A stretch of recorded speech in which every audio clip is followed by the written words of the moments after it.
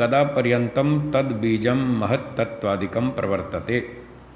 तो ये जो बात बताई पिछले सूत्र में कि सूक्ष्म शरीर के माध्यम से आत्मा अगले अगले स्थूल शरीर में जाता है पुनर्जन्म में, तो ये कब तक जाएगा, ये प्रश्न है।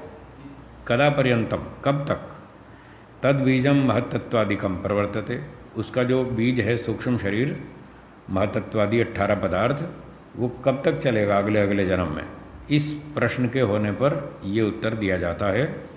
सूत्र 4 बोलिए। अविवेकाच्च प्रवर्तनम अविशेषाणाम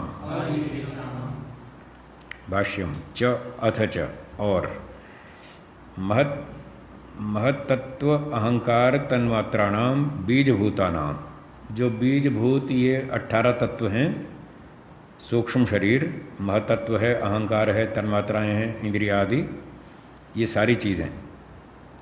प्रवर्तनम, इन 18 चीज़ों का, 18 पदार्थों का, प्रवर्तनम प्रवृत्ति ही स्थूल शरीर निर्माणाय, स्थूल शरीर बनाने के लिए अगले अगले जन्म में आत्मा को ले जाना।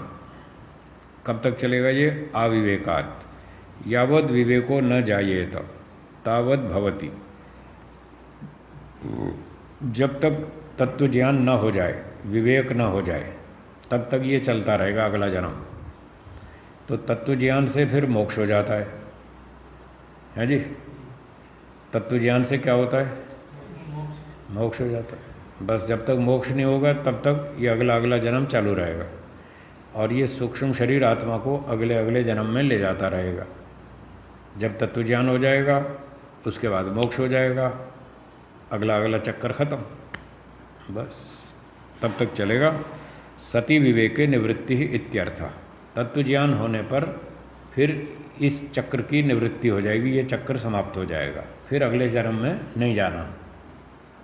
ठीक है, चलिए सूत्रार्थ लिखेंगे।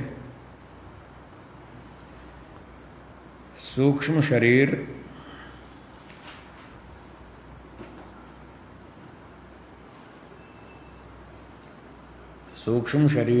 तब तक जीवात्मा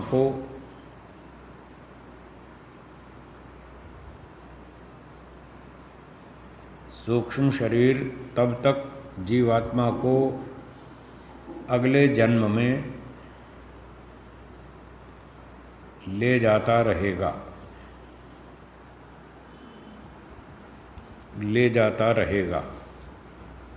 जब तक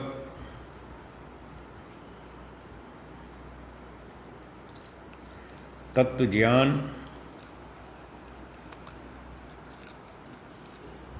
वैराग्य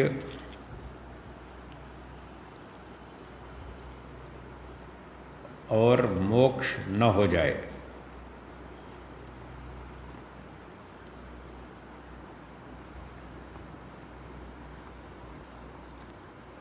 ठीक है, ये तीनों स्वामी जी जो आपने तीन तत्व बताए, तत्व ज्ञान, वैराग्य और मोक्ष, ये कारण कार्य है।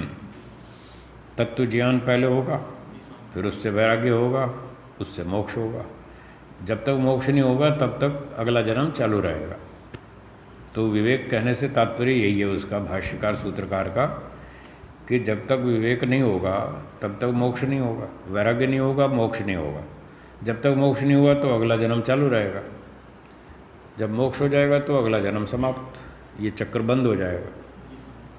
स्वामी जी जो तीसरा सूत्र था, ये इस बात का प्रमाण है स्वामी जी की, मतलब कि सूक्ष्म शरीर साथ में जाता है।